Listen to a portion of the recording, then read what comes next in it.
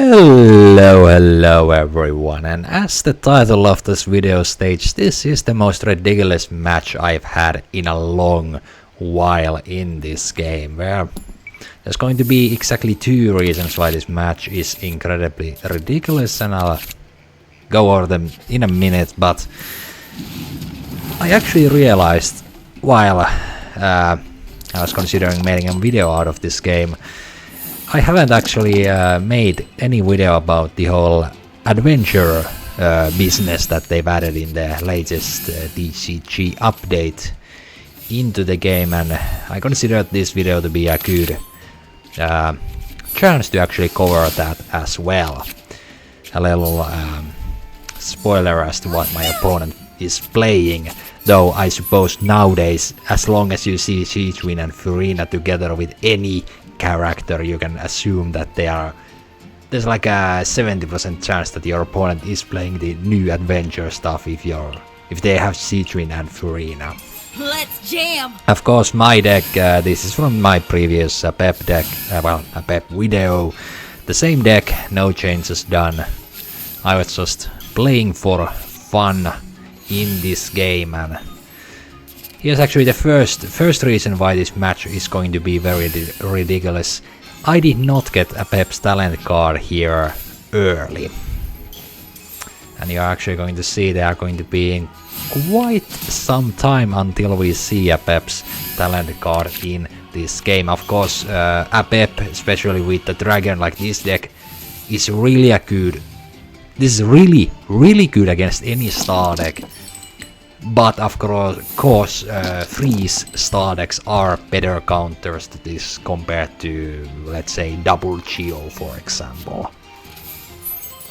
Power core! Because the dragon can increase its own damage. A Pep, of course, in the buff mode has increased damage and also self-healing. Not to mention I'm running maidens, so a Pep in the buff mode can absolutely challenge any star deck there is. But yeah, as you can see, my opponent is playing the new adventure business there. I mean, currently, actually, now quickly pause the game. Currently, I have no interest in the whole adventure thing. Why? Because the only adventure location we have is Genshin Vale, and this thing is only good for stall decks. In the future, when we have more adventure locations, I'm sure to make a video of the adventure thingies, but currently, because we only have Genshin Vale and this thing is only good for stall, and I don't like playing stall because I don't like my matches taking over 30 minutes each, which usually comes when you play stall. Like when you play a stall deck, the first time you face another stall player and you realize, oh, it's round 15, the game is going to forcibly be ended. You've been playing the game for the past hour or so. You start to realize that playing stall is not for everyone. And yeah, let's because I've not covered Genshin Vale on this channel, I might as well quickly take a look at it right here. So when you gain adventure experience, where can you gain adventure experience? We have the Feldragon's Monocle, an artifact, we have the Adventurers Guild building, and we have an action card which is the Genshin Vale Fishies, which can give you 1 or 2 adventure depending on your current adventure value. And as you gain adventure, for the first 2 stacks you will get 2 Genshin Brew, which is just free healing, I guess. For 4 you gain 3 stacks of efficient witch and agile, which is free action and fast action. And once you reach 7, all your characters gain hydro application, and the most damaged character is healed to max HP, and their max HP is increased by 2. This is good to keep in mind if you are playing a deck like my opponents. For example, if Siegewin is the most damaged character, it is Siegewin that will gain the max HP.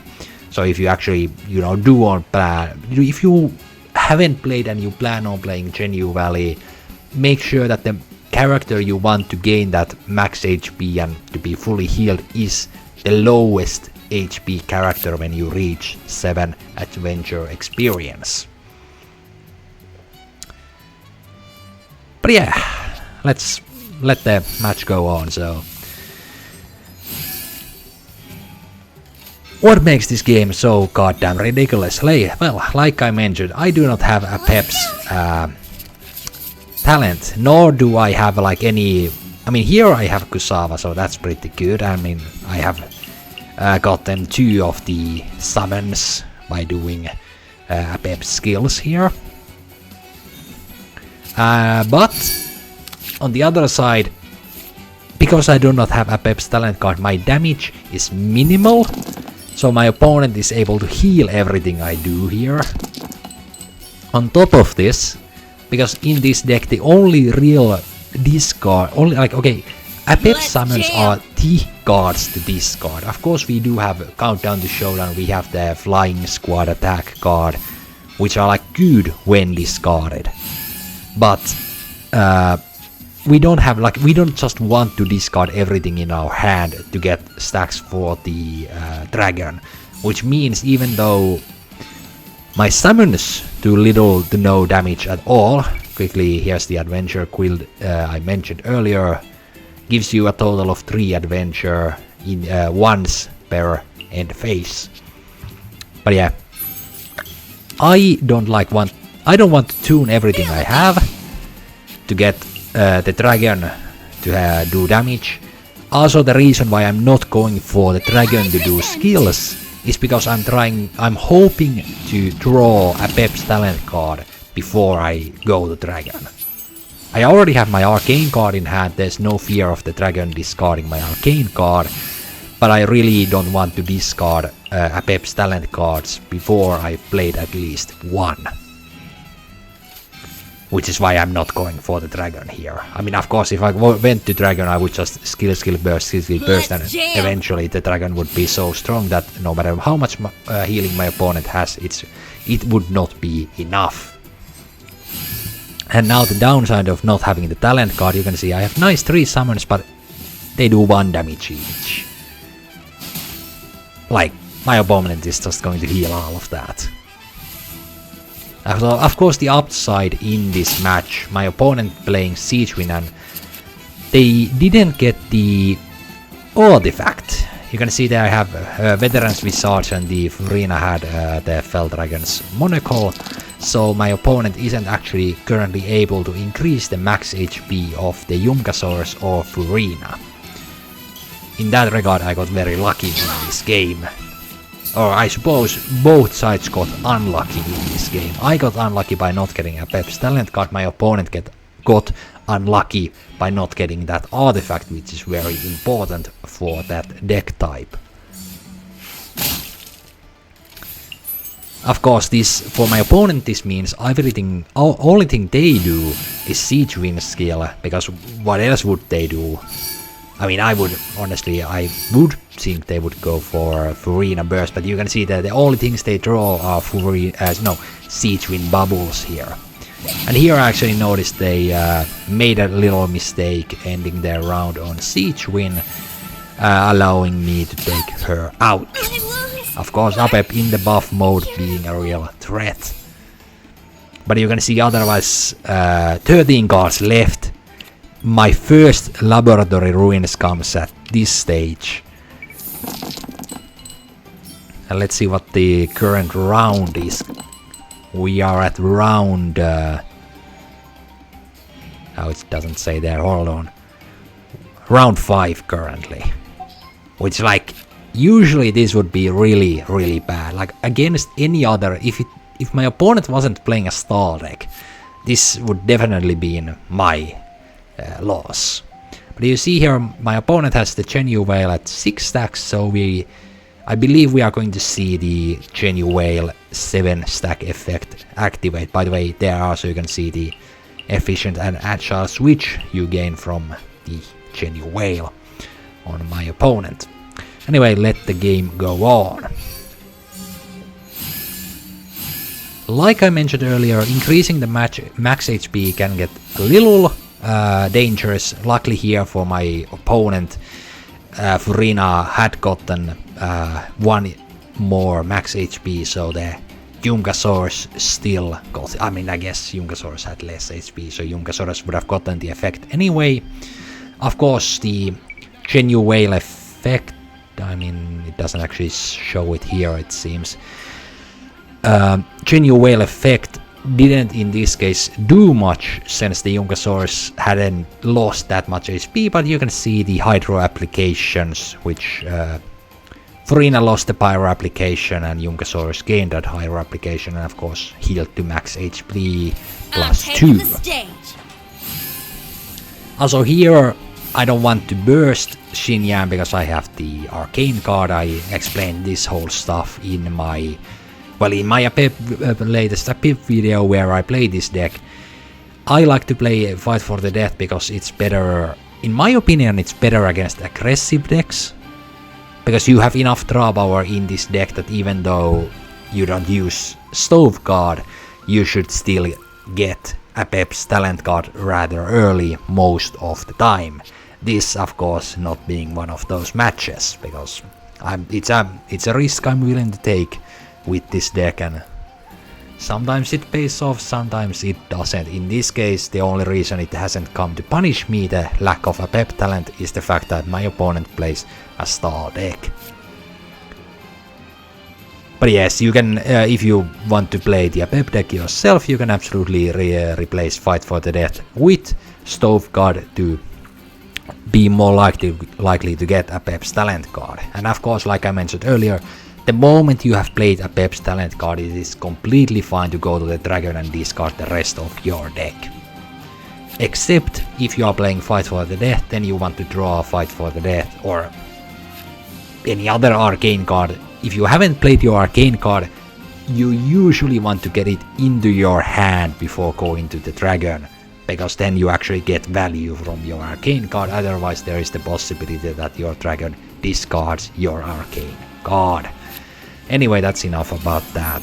Let's follow the game. You can see here Xinyan almost dead, but the dragon already has a resentment stack simply by Xinyan and Conductor Stop hat discarding cards. Here I actually made a little miscalculation. I should have played my cards in a way that allowed me to, or switch characters and whatnot, to be able to actually activate the Weeping Willow of the Lake, but you can see I'm actually unable to do that here, so I just end up playing both of them on the field for no reason at all.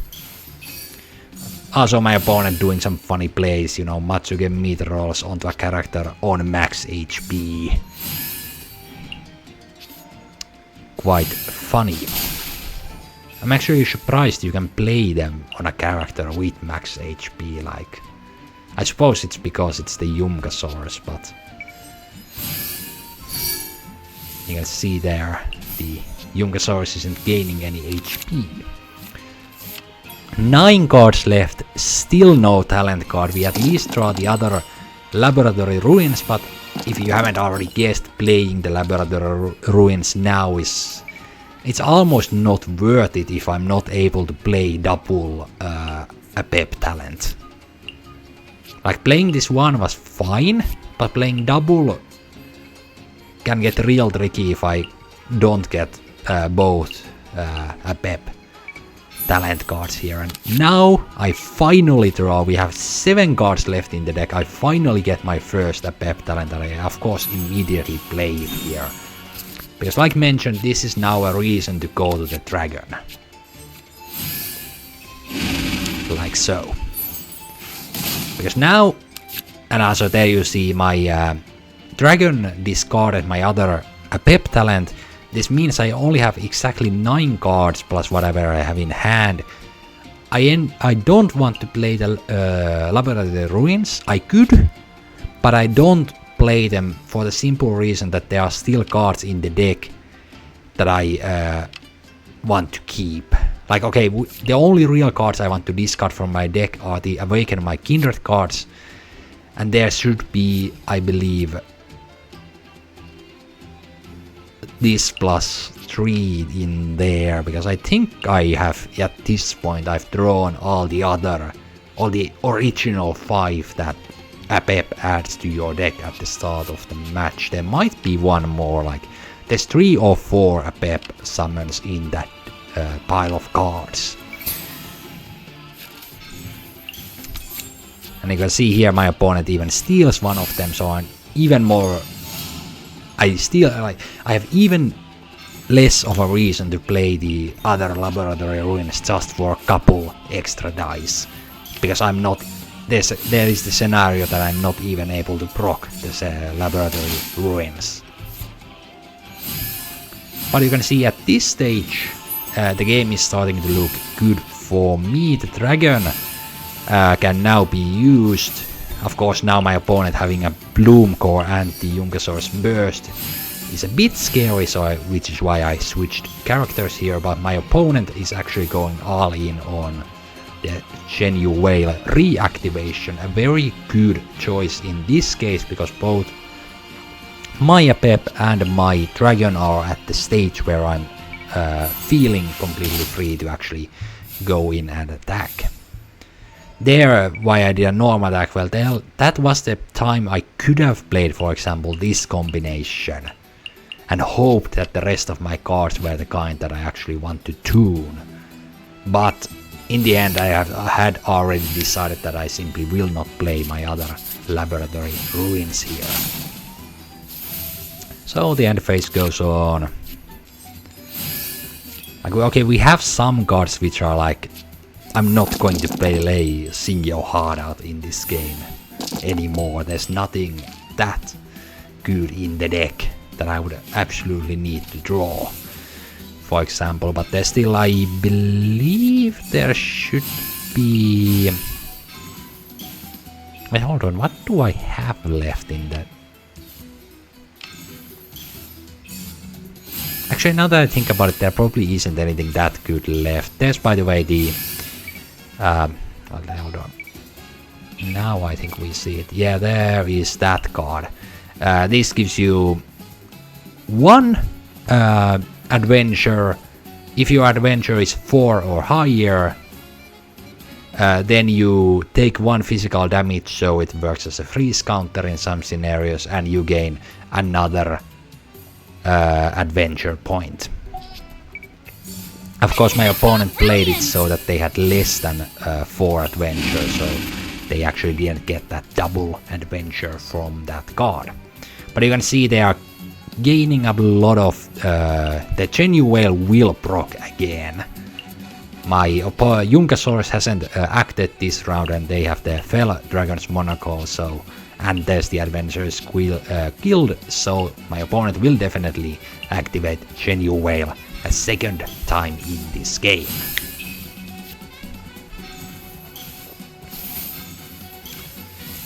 And I think this right here was my opponent's biggest mistake. They still have... what is it? The... there's the food thingy card.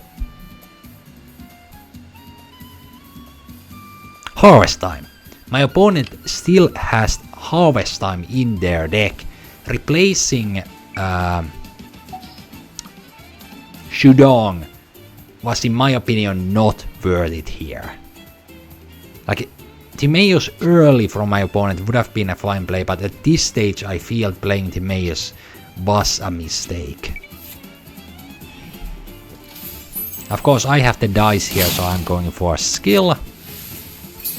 Plus another skill from a pep. I think this was so that I get to draw the other Awaken My Kindred card, so that when I eventually run out of cards, I can still possibly pay the Kusawa, for example, for some dice discounts for some extra actions. Here I do know there's a big risk my opponent now goes for the Elemental Burst, and they don't need much buffs beyond the Bloom Core to actually take out the dragon here. Also, unfortunately, just one more discard and my dragon would have the second erosion stack No, not erosion. Is it corrosion? Resentment. Well, resentment stack, you can see one more discard and we would have the second resentment stack. Funnily enough, my opponent didn't actually go for the Genshin Whale yet. The activation, that is.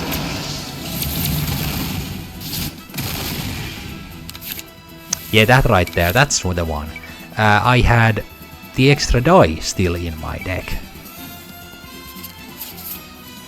Of course, the countdown to showdown now is pointless, but you can also see my opponent lost their harvest time, and you can see they only have 2 cards in hand, and I do not believe they had a second harvest time in that deck. Genshin Whale activates the Yumkasaurus with 20 HP. Very scary if it wasn't for the fact that I have a dragon with 3 resentment stacks and a pep in the buff mode. My opponent even switches the Monaco for the tenacity, which was probably the reason why they played Timaeus. Here of course I just end my round on the dragon to minimize the damage a pep takes, and next round my opponent will have to take out the dragon, otherwise the damage is just too much. And I of course will finally play my arcane card to get the full value onto a pep. I was contemplating on playing it earlier to get some of that HP onto the Lord, but the moment I realized that I would have to tank the summon damage, I knew that I would just tank it, get the whole fight for the death value onto one character. And there they go, the dragon is out of the game, a big shame.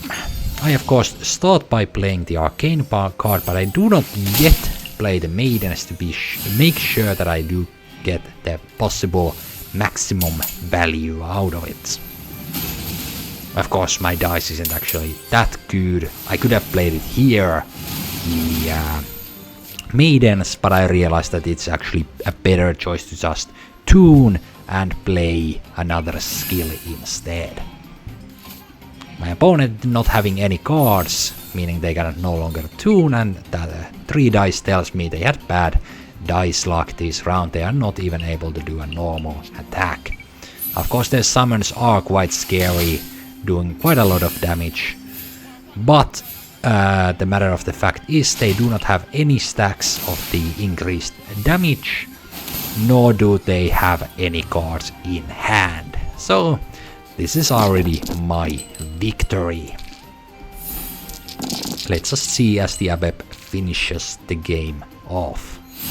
And funnily enough, my both Weeping Willows were completely useless in this game. Anyway, this has been a completely ridiculous match, with the funny coincidence that I do not get my talent, my opponent doesn't get their max HP increase artifact, the one that gives Bond of Life to the whole team. I'm at least assuming they had it in their deck, because why else would you play Siegewin and Furina? But yeah, I don't wanna do this ever again. This match took until round 10, and I believe over 30 minutes in real life. And that's all folks, I'll see you next time.